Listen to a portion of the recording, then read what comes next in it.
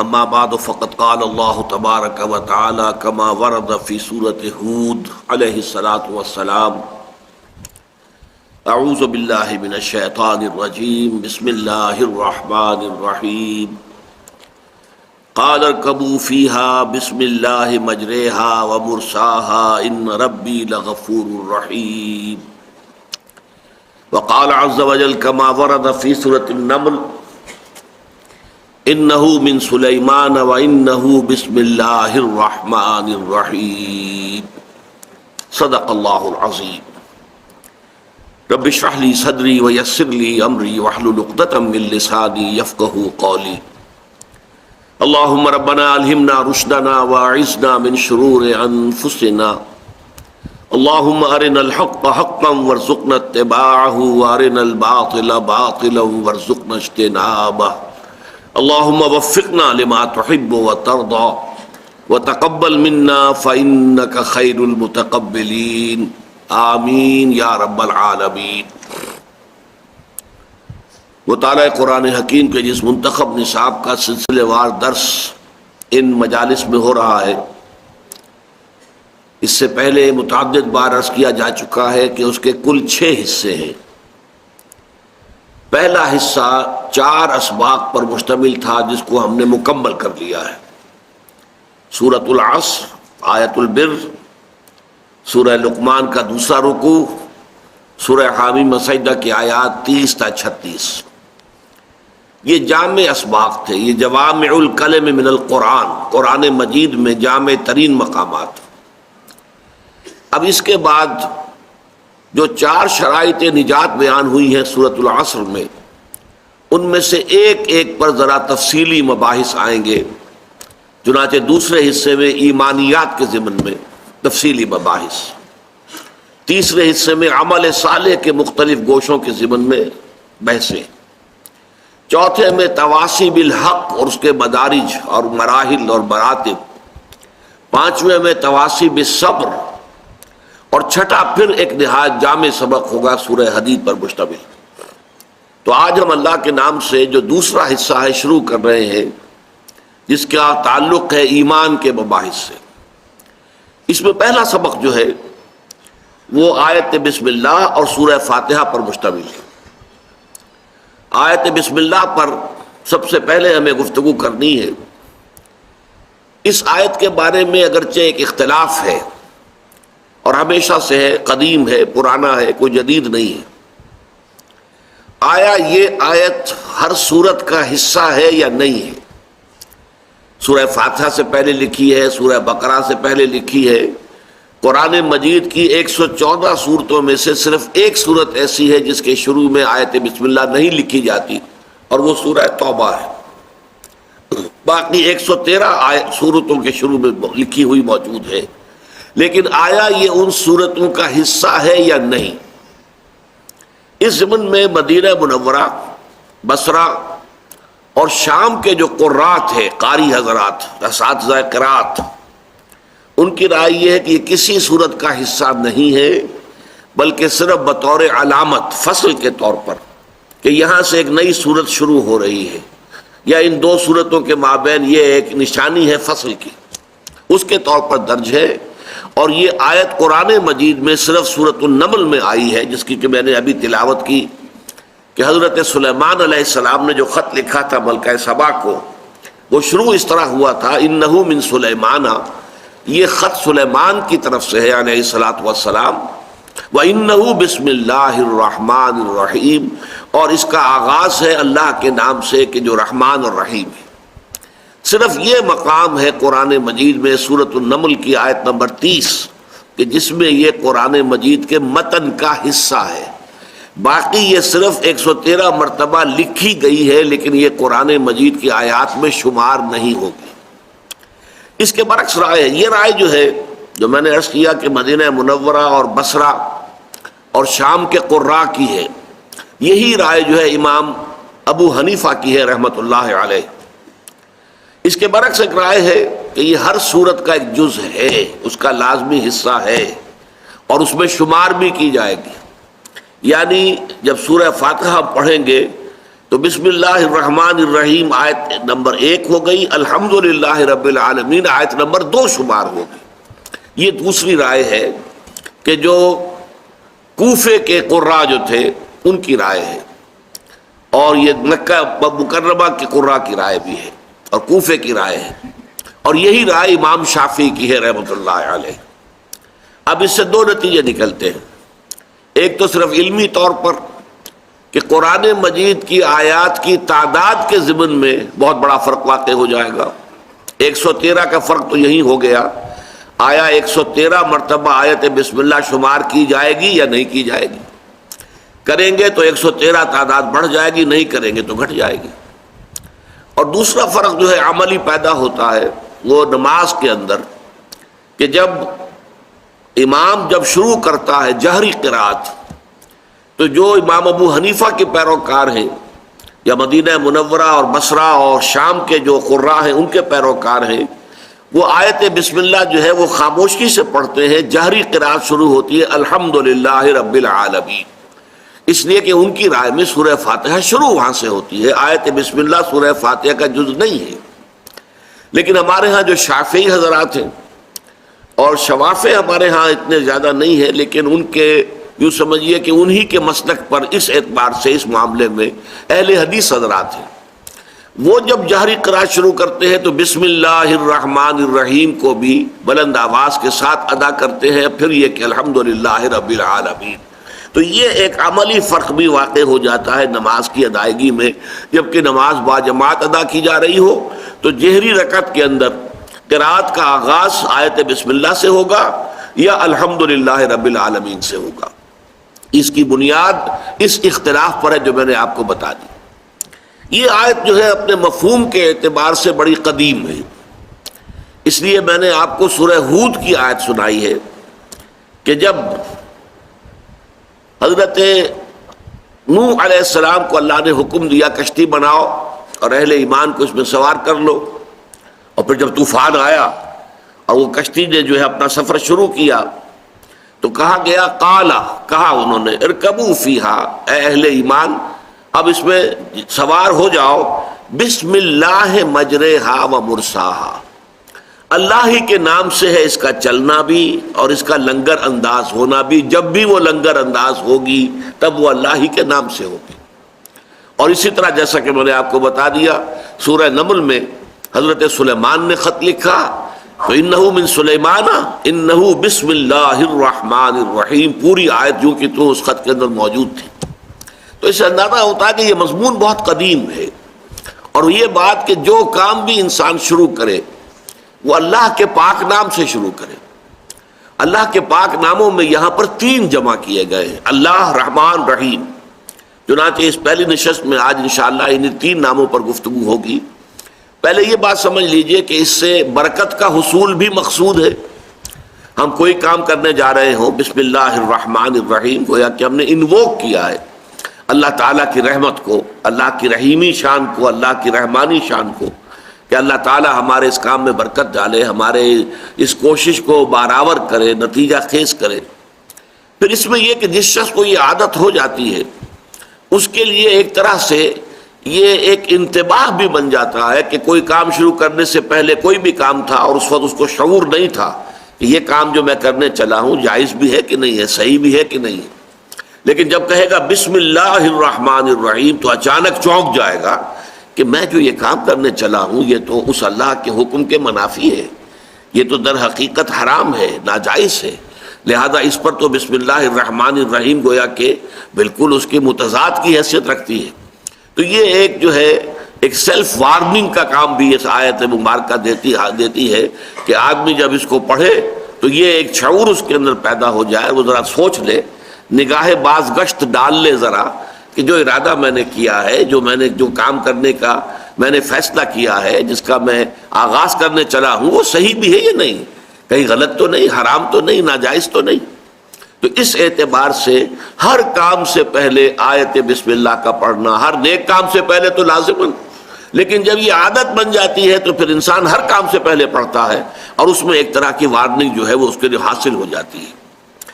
اب آئیے اللہ تعالیٰ کے نام سے کہ جو رحمان ہے اور رحیم ہے، اس آیہ مبارکہ میں اللہ تعالیٰ کے 3 نام آئے ہیں۔ اللہ، اگرچہ اس سے پہلے ہمارے جو بھی اسباق ہو چکے ہیں 4، ان میں یہ لفظ آ چکا ہے، بار بار آیا ہے، لیکن میں نے اس کی وضاحت جو ہے اس کو اپنے ذہن میں مؤخر کیا ہوا تھا اسی درس کے لیے کہ آیت بسم اللہ کا درس ہوگا تو پھر یہ کہ وہاں تفصیل سے ان تینوں ناموں کے بارے میں بحث کی جائے گی۔ اللہ، الرحمن، الرحیم، 3 عظیم نام ہیں اللہ تعالیٰ کے۔ اللہ کے بارے میں یہ جان لیجئے کہ ایک اختلاف ہے۔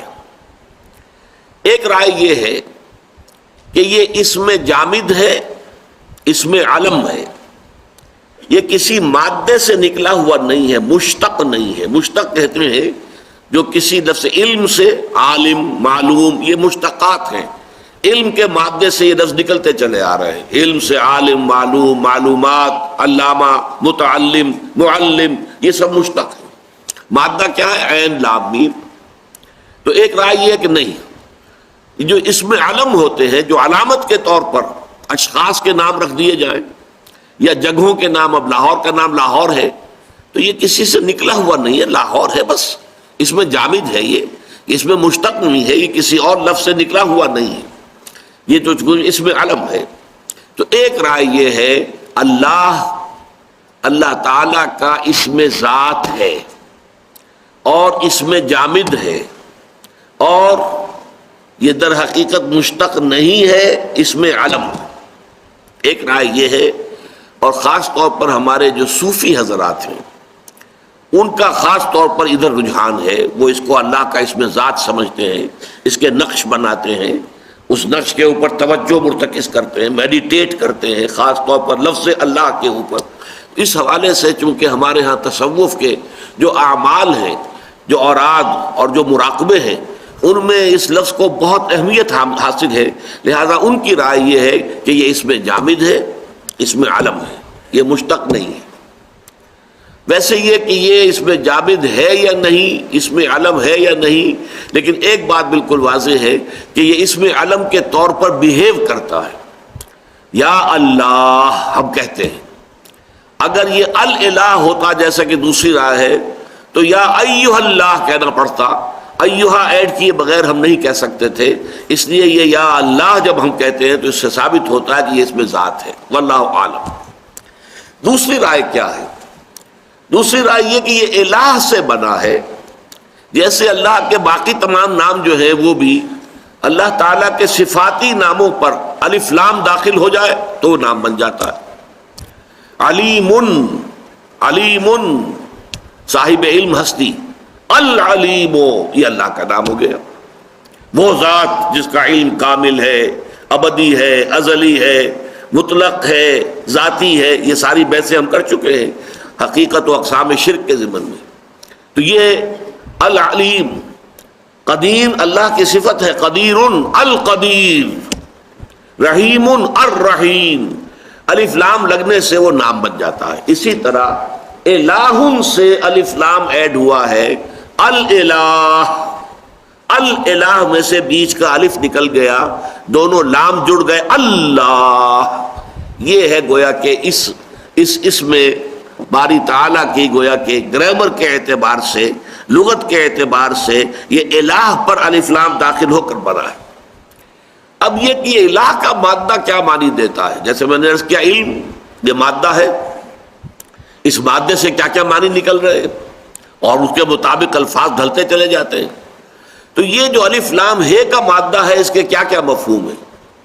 دیکھیے، ایک مفہوم ہے جیسے کہ کوئی کہے گا علیہ الفصیل الی امہ، کوئی دودھ دینے والا جانور ہے، کوئی بھینس ہے، گائے ہے، آپ نے اس کا بچڑا جو ہے یا کٹا اسے کہیں دور باندھا ہوا ہے کھوٹے کے ساتھ، اگر کہیں وہ اس کی رسی کھل جائے یا کھوٹا اکھڑ جائے تو دوڑ کر جائے گا اپنی ماں کے تھنوں کی طرف۔ یہ ہے علیہ الفصیل الی امہ، وہ بچہ جسے کہ ماں سے جدا کیا ہوا تھا، اس کو باندھا ہوا تھا علیحدہ، ماں علیحدہ بندھی ہوئی تھی، وہ بچہ علیحدہ بندھا ہوا تھا، وہ اگر چھوٹ گیا تو بجلی کی طرح دوڑے گا، وہ جائے گا علیہ الفصیل، گویا کہ انسان بے اختیار دوڑے کسی ہستی کی طرف، یہ ہے علیہ۔ اس معنی میں اس لفظ کے اندر جو مفہوم ہے وہ عوام الناس کا جو تصور ہے اللہ کا، تکلیف میں اللہ کو پکارنا، حاجت میں اللہ کو پکارنا، مصیبت میں اللہ کو پکارنا، کوئی بھی اس قسم کی صورتحال پیش آ جائے تو جیسے وہ ماں سے بچھڑا ہوا بچہ جو ہے وہ دوڑتا ہے ماں کی طرف، ایسے ہی یہ بندہ لپکتا ہے اللہ کی جانب، اللہ کی رحمت کی دعائی دیتا ہے، اللہ سے حاجت روائی کی درخواست کرتا ہے، اللہ سے رزاقی کا حوالہ دیتا ہے، پروردگار میں بھوکا ہوں، میرے لیے رزق کا بندوبست فرما۔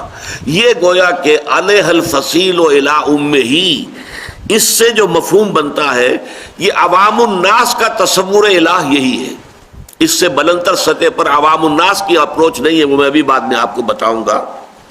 اس کے علاوہ یہ ایک رائے یہ ہے کہ یہ ولاہ سے بنا ہے، ولاہن سے الہن بن گیا ہے، جیسے کہ وحدن سے احدن بن گیا ہے۔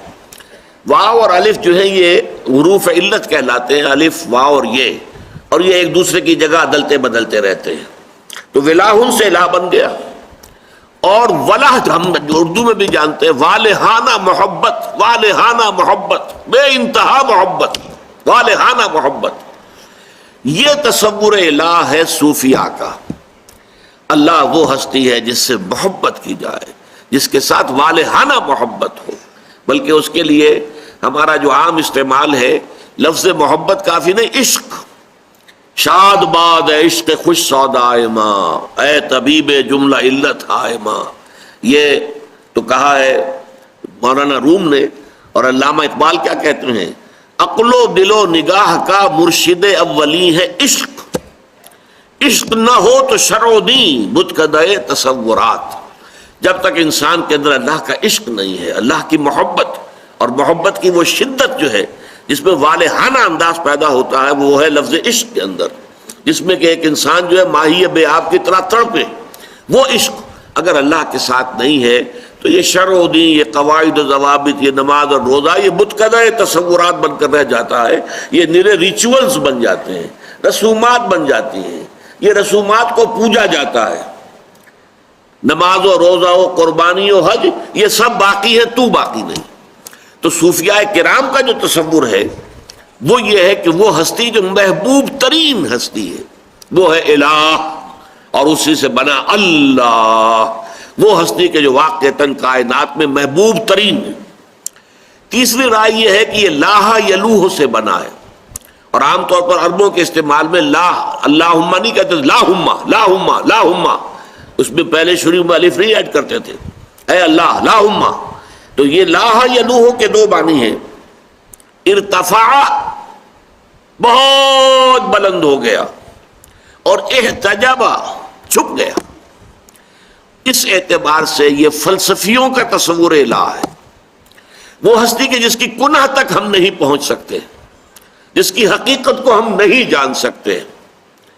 ہمارا سارا سرمایہ جو بھی ہے معرفت خداوندی کا، وہ صرف اس کے اسماء و صفات کے حوالے سے، ذات باری تعالیٰ کے بارے میں ہم کچھ نہیں جانتے۔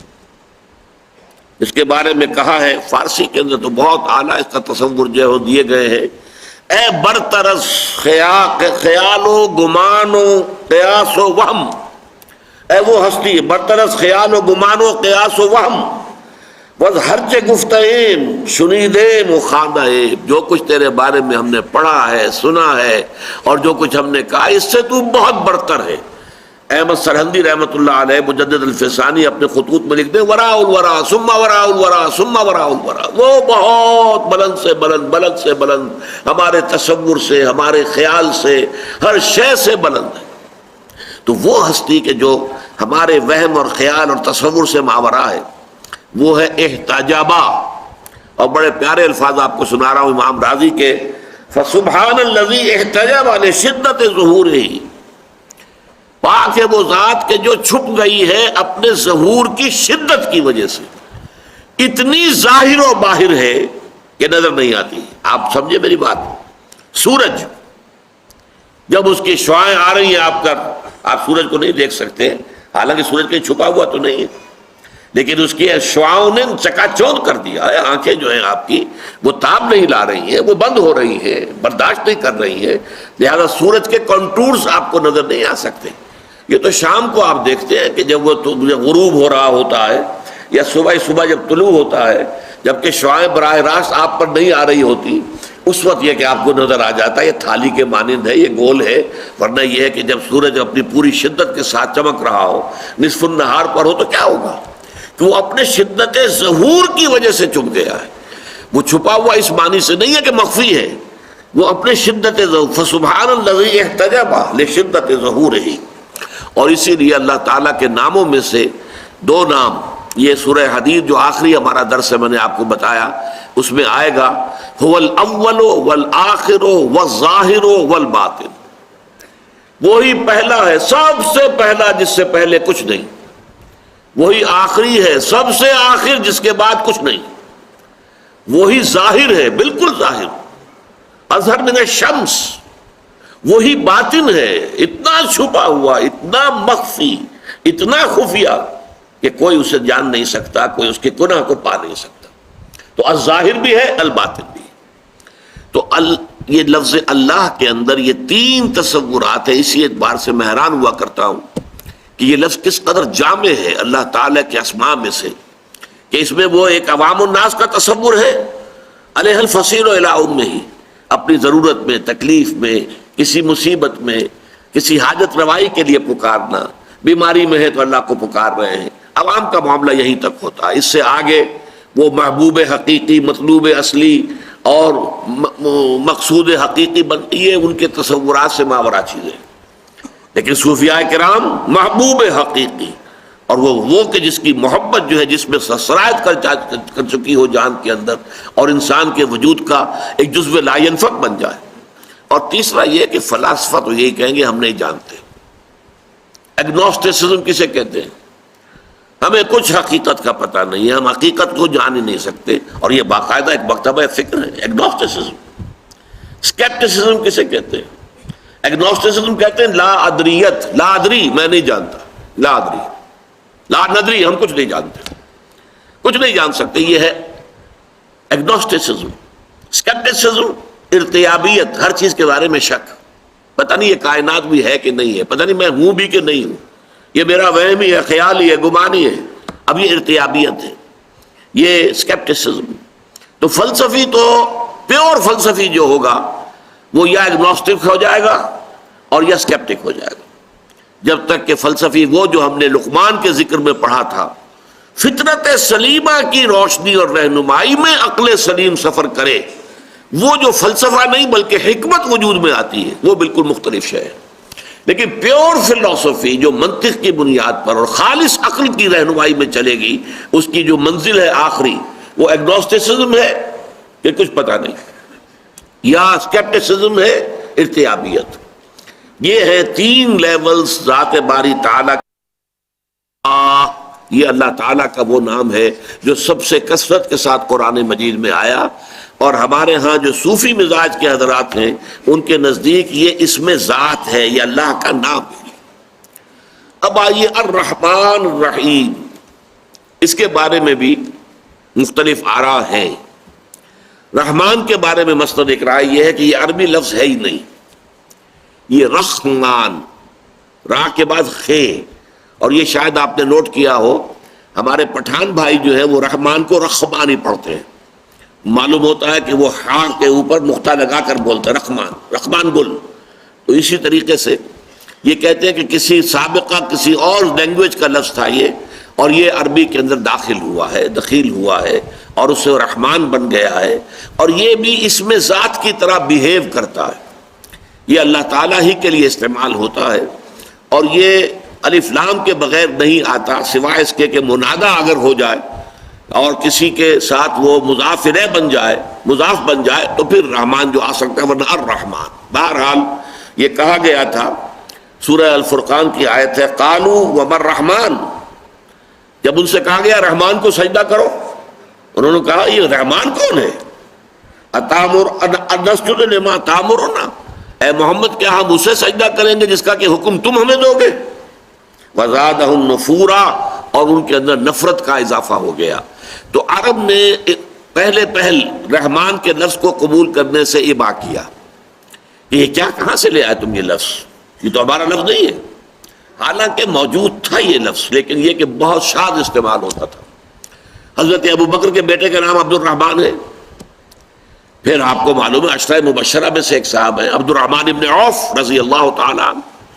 تو یہ تو نہیں ہے کہ رحمان کا لفظ موجود نہیں تھا، لیکن یہ کہ ان کے ہاں یہ نام بہت ہی کم استعمال ہوتا تھا۔ اصل لفظ اللہ اللہ اللہ، اور اس کے بارے میں آپ کو بتا چکا، یا وہ اس میں ذات ہے، اس میں علم ہے، مشتق ہے ہی نہیں، اور وہ اس میں جامد ہے، اور یا پھر وہ الہ سے اللہ بنا ہے۔ الرحمن الرحیم کے بارے میں دوسری رائے یہ ہے کہ یہ دونوں لفظ عربی ہیں، اصل ہے، اور اللہ تعالیٰ کی صفت رحمت کی دو شانوں کو ظاہر کرتے ہیں۔ یہ مسئلہ جو ہے آپ بہت سی تفاسیر کے اندر اگر دیکھیں گے تو کافی اس میں بہت سے اقوال آپ کو مل جائیں گے، کنٹراڈکٹری بھی مل جائیں گے۔ یہ صرف ایک مادہ ہے رحمت، رحم، راحمین، جس سے اللہ کے دو نام ہیں، باقی کسی اور مادے سے دو نام نہیں ہے، ایک ہی نام بنے گا۔ یہاں دو نام ہیں رحمت سے، رحمان رحیم۔ اس کی وجہ کیا ہے؟ یہ ایک خاص بڑا مسئلہ رہا ہے اہل علم کے نزدیک، تو مفسرین کے نزدیک اس کی وجہ بیان کرتا ہوں۔ تو جان لیجئے کہ رحیم ہے فعیل کے وزن پر۔ فعیل جو ہے عربی زبان میں آتا ہے کسی ایسی صفت کے لیے جو مستقل ہو، علیم، جس کی صفت علم جو ہے وہ مستقل ہے، دائمی ہے، عارضی نہیں ہے۔ وہ حسین، جس کا حسن جو ہے وہ مستقل ہے، دائمی ہے۔ تو فعیل کے وزن پر جتنے لفظ بھی بنیں گے ان کے اندر دوام اور تسلسل ہوتا ہے، پائیداری ہوتی ہے، استقلال ہوتا ہے۔ اور رحمان جو ہے یہ فعلان کے وزن پر ہے، اس میں مبالغہ، فعلان یا فولان، یہ دو آتے ہیں کہ جس میں کوئی کیفیت نہایت ہیجانی ہو، طوفانی ہو۔ اب ہیجان یہ خود اسی رحمان کے وزن پر ہے، طوفان فولان کے وزن پر ہے۔ عرب اگر بھوکا مر رہا ہوگا تو کیا کہے گا؟ انا جوعان، میں بھوک سے مر رہا ہوں، انتہائی بھوکا ہوں، انا جوعان۔ اگر بہت پیاسا ہوگا انا عطشان، میں بہت پیاسا ہوں، پیاس سے مرا جا رہا ہوں۔ اسی طرح قرآن مجید میں لفظ آتا غضبان، نہایت غضبناک، نہایت غصے میں۔ یہ لفظ کس کے لیے آیا ہے؟ حضرت موسیٰ علیہ السلام جب اللہ تعالیٰ سے ہم کلام ہو رہے تھے کوہ طور پر، تو وہاں اللہ تعالیٰ نے فرمایا کہ تمہاری قوم کو تمہاری غیر حاضری میں سامری نے گمراہ کر دیا ہے، اور انہوں نے ایک بچڑا تراش لیا ہے، بنا لیا ہے، اور بچڑے کو پوجنے لگے۔ اب اس کی سے جو غصہ آیا ہے اپنی قوم پر، اور حضرت موسیٰ علیہ السلام آپ کو معلوم ہے جلالی مزاج کے آدمی تھے، قبطی کو ایک مکہ مارا تھا مصری کو، اور اس کی جان نکال دی تھی۔ اسی کے نتیجے میں پھر وہاں سے مفرور ہو کر جانا پڑا تھا مدین، اور وہاں رہے کئی سال، 10 سال لگے۔ یہ مزاج جو ہے، تو جب وہ واپس آئے ہیں تو غضبان اسفا، موسیٰ جب لوٹ رہے ہیں تو نہایت غضبناک سے اور نہایت افسوس کے اندر کہ میری قوم نے، جس کو اللہ نے میرے ذریعے سے نجات دی، غلامی کے بندھنوں میں بندھے ہوئے تھے، انہیں پرسیکیوٹ کیا جا رہا تھا، ان کے بیٹوں کو قتل کر دیا جاتا تھا پیدا ہوتے ہی، اور بچیوں کو زندہ رکھتے تھے اپنی خدمت گزاری کے لیے، اور آج یہ ہو گیا کہ انہوں نے بچڑے کو معبود بنا لیا۔ تو جو غضب اور جو غصہ آیا ہوگا اس کا ایک ظہور بھی ہوا کہ انہوں نے وہ جو جن پتھر کی سلوں پر اور تختیوں پر تورات کے احکام عشرہ اللہ تعالیٰ نے لکھ کر دیے تھے، وہ تو زمین پر پٹک دی، اور حضرت موسیٰ علیہ السلام کی داڑھی بھی پکڑ لی اور پیشانی کے بال بھی پکڑے، اور دونوں کے پکڑ کے کھینچا اپنی طرف غصے میں کہ تم نے یہ میری خلافت اور نیابت کا کیا ادا کیا؟ میں تمہیں بنا کر گیا تھا اپنا خلیفہ، اپنا نائب۔ تو غضب کا یہ عالم تھا۔ تو اس وقت میں بیان کر رہا تھا کہ اس وزن پہ جو لفظ آتے ہیں غضبان، عطشان اور طوفان، جوعان، یہ سارے ہیں کسی شے کے اندر انتہائی ہیجان بھی اسی وزن پر ہے، جوش و خروش کی انتہا۔ اس اعتبار سے نوٹ کیجئے تو بہت سی باتیں کہی گئی ہیں، مثلاً اللہ تعالیٰ کی صفت رحمانیت کا تعلق تخلیق سے ہے۔ اللہ کی رحمت جوش میں آئی اور اللہ نے کائنات کو پیدا کر دیا۔ اس ضمن میں علامہ اقبال کا ایک شعر ہے بہت بلند، بہت اونچا، فلسفے اور تصوف کے اعتبار سے، میں کتنے حضرات اس کو صحیح اپریشیٹ کر سکیں گے میں کہہ نہیں سکتا. بضمیرت آرمیدم تو بے جوش خود نمائی بکنارہ برفگندی در آبدار خود را. اے اللہ میں تو تیرے ہستی کے اندر آرام سے سو رہا تھا. اب یہ فلسفے کا مسئلہ ہے. اللہ تعالیٰ نے کائنات تو پیدا کی ایک خاص وقت میں، اس سے پہلے اللہ کو کائنات کا علم تھا یا نہیں تھا؟ علم تو قدیم تھا. مجھے اللہ نے پیدا کیا 1932 میں، لیکن اللہ تعالیٰ کے علم میں تو میں ہمیشہ سے موجود تھا. تو صور علمیہ کے اعتبار سے ہم اللہ کے علم میں ہمیشہ سے موجود تھے. تو میں تو اے اللہ تیرے علم کی گود میں میں آرام سے پڑا ہوا تھا، سو رہا تھا. تو نے اپنی خود نمائی کے جوش میں تجھے جوش آیا کہ اپنے آپ کو ظاہر کرے. یہ ہے وہ فلسفہ کہ جو علت تخلیق کے سلسلے میں واحد ایک بات ہے جو کہی گئی ہے، اگرچہ جو حدیث اس سلسلے میں بیان ہوتی ہے محدثین اس کو تسلیم نہیں کرتے. کن تو کنزن مخفین، حدیث قدسی ہے مبینہ طور پر. کن تو کنزن مخفین، میں ایک چھپا ہوا خزانہ تھا، میرے اندر قوت تھی، طاقت تھی، کریٹو پوٹینشل تھا، تخلیقی صلاحیت تھی، لیکن ابھی خفیہ ہے، مخفی ہے. کوئی اس کا دیکھنے والا ہے ہی نہیں، کوئی اس کا اپریشیٹ کرنے والا ہے ہی نہیں. فخلقت الخلق، تو میں نے مخلوق کو پیدا کیا لأعرف، تاکہ مجھے پہچانا جائے.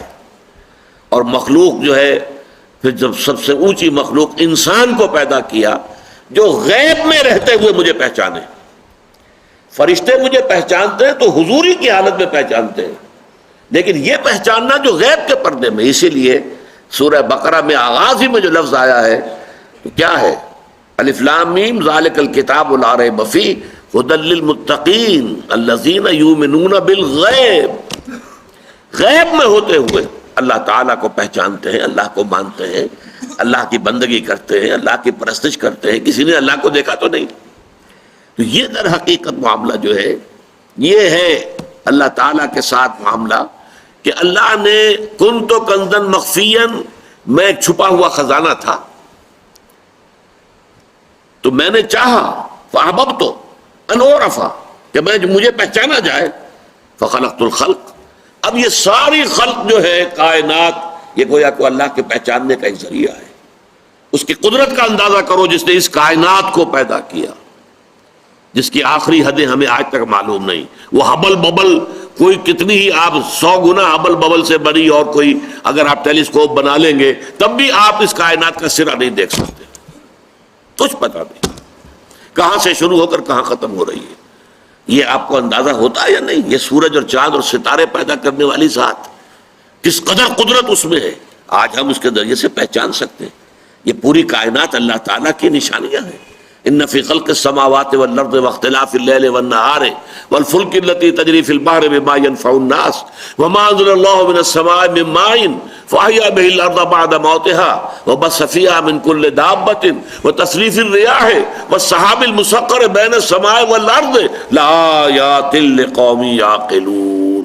یہ تمام فینومینا آف دی نیچر ایک آیت میں جو جمع کر دیے گئے ہیں، آسمان اور زمین کی تخلیق میں، رات اور دن کے الٹ پھیر میں، اور یہ جو اللہ تعالیٰ آسمان سے بارش برساتا ہے اور یہ اس کے ذریعے سے زمین میں سے فصل نکالتا ہے، یہ سارے ہواؤں کا چلانا، بادلوں کا چلنا، یہ سحاب جو آسمان اور زمین کے درمیان مسخر، یہ سب اللہ کی آیات ہیں. ان کے ذریعے سے ہم اللہ کو پہچانتے ہیں. تو کن تو کنزن مخفین، میں عرض کر چکا ہوں محدثین اس حدیث کو تسلیم نہیں کرتے. ان کو سند جو ہے اس کی حدیث کے بارے میں دو چیزیں ہوتی ہیں. ایک حدیث کا متن کیا ہے، کیا الفاظ ہیں. ایک یہ کہ اس کو روایت کس نے کیا، فلاں صحابی نے حضور سے سنا، پھر فلاں تابعی نے صحابی سے سنا، پھر تبع تابعی نے تابعی سے سنا، ہوتے ہوتے زنجیر وہ امام بخاری تک پہنچ گئی یا امام مسلم تک پہنچ گئی. جو محدثین ہیں بڑے بڑے ان تک وہ روایت جو ہے، اور کہیں وہ زنجیر ٹوٹنی نہیں چاہیے. اگر زنجیر ٹوٹ گئی تو پھر وہ حدیث جو ہے وہ صحیح حدیث شمار نہیں ہوگی، پھر ہم اسے ضعیف کہیں گے. لیکن یہ کہ جو ضعیف حدیثیں ہیں ان کے اندر بھی بڑے قیمتی موتی موجود ہیں. البتہ یہ حدیث ہے جیسا کہ میں نے عرض کیا اسے مستند نہیں مانتے محدثین، لیکن جہاں تک اس کے متن کا تعلق ہے تقریباً سب نے تسلیم کیا کہ بات صحیح ہے. یہ کائنات کیوں اللہ نے پیدا کی، اس کیوں کا جواب اس کے سوا کچھ نہیں. کس لیے پیدا کی وہ تو قرآن نے خود بیان کیا، وَمَا خَلَقْتُ الْجِنَّ وَالْإِنسَ إِلَّا لِيَعْبُدُونَ، میں نے جنوں اور انسانوں کو نہیں پیدا کیا مگر اس لیے کہ میری بندگی کریں، میری اطاعت کریں، میری پرستش کریں. کس لیے پیدا کیا یہ اور ہے، کیوں پیدا کیا، یہ کیوں پیدا کیا کا جواب اور کوئی نہیں ہے سوائے اس کے کہ كُنْتُ كَنْزًا مَخْفِيًّا فَأَحْبَبْتُ أَنْ أُعْرَفَ فَخَلَقْتُ الْخَلْقَ. تو یہ ہے اصل میں کہ بضمیر تارمیدم تو بجوش خود نمائی بکنار برفگندی در آبدار خضرا.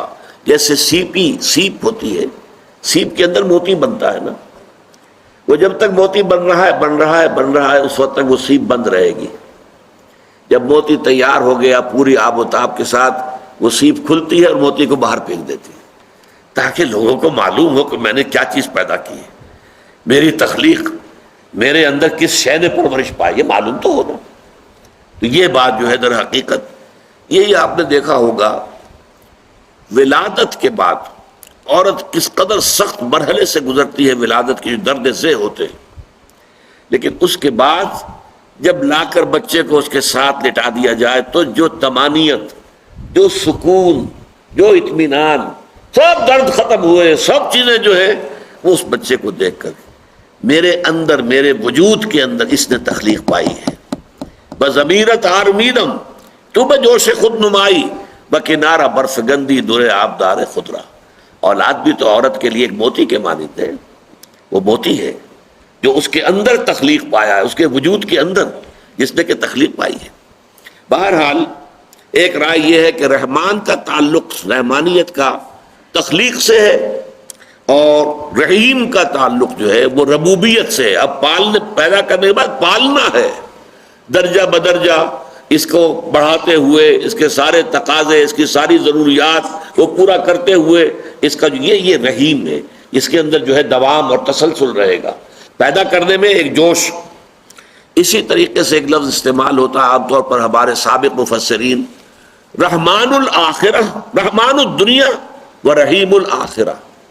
دنیا عارضی ہے، اس عارضی دور میں اللہ کی صفت رحمانیت کا ظہور ہوتا، اور آخرت وہ دائم ہے، مسلسل ہے، ہمیشگی والی ہے، اس میں اللہ تعالیٰ کی صفت رحیمیت کا ظہور ہوتا ہے. ایک رائے یہ ہے.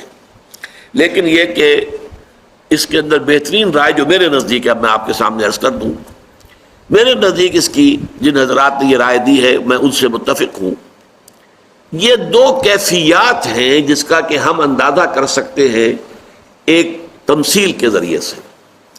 فرض کیجئے کہیں کسی بس کا ایکسیڈنٹ ہو گیا، آپ گاڑی میں سفر کرتے جا رہے تھے، آپ رکے، دیکھا، آپ نے دیکھا کہ ایک ماں، ایک بچہ، ماں فوت ہو گئی ہے، مر گئی ہے، اور شیر خوار بچہ جو ہے وہ اس کی چھاتی سے چمٹا ہوا رو رہا ہے. باپ یا کوئی اور رشتہ دار ہے ہی نہیں، اس عورت کی آئیڈینٹیفیکیشن بھی نہیں ہو رہی. کون انسان ہوگا کہ جس کے دل میں رحمت کا ایک ٹھاٹھے مارتا ہوا سمندر پیدا نہیں ہو جائے گا؟ یہ بچہ جو رہ گیا ہے بالکل بے آسرا، اس کا کوئی سہارا نہیں رہا، میں اس کی سرپرستی قبول کر دوں، میں اسے لے لوں، میں اسے پروان چڑھاؤں، اس کی کفالت کا ذمہ میں لے لوں. یہ ہے جوش آپ کے اندر، رحمت کا، رحمانیت والا جوش پیدا ہوا. آپ نے کہا یہ بچہ بھائی میں اس کی پرورش میں دیتا ہوں، اپنے ذمہ دیتا ہوں، اس لیے کہ اس کی کیفیت کو دیکھ کر آپ کے اندر وہ جوش پیدا ہوا آپ کی رحمت میں. لیکن عین ممکن ہے کچھ ہی دنوں کے بعد آپ پچھتائیں، یہ میں کیا کر بیٹھا، میرے اپنے بچے اتنے تھے، پہلے اتنا بوجھ تھا، ایک اور بوجھ میں نے لے لیا ہے. چونکہ ہمارے ہاں وہ جوش تو ہے، دوام نہیں ہے. اب اللہ تعالیٰ کی صفت رحمت کیا ہے؟ جوش بھی ہے، دوام بھی ہے، اور دونوں مستقل ہیں. اس لیے کہ جب اللہ تعالیٰ کی صفات قرآن مجید میں آتی ہیں جن میں حرف واو درمیان میں نہ آئے، الرحمن والرحیم، یہ تو ہو جائے گی مغایرت.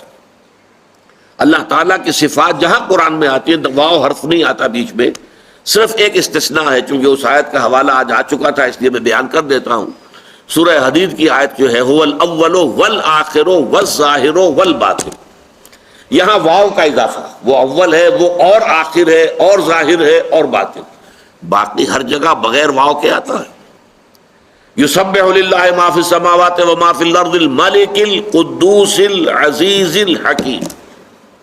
الملک والقدوس والعزیز والحکیم نہیں، بلکہ ایک آیت میں سورہ حشر کی 8 آیات 8 الفاظ اللہ کے آئے ہیں۔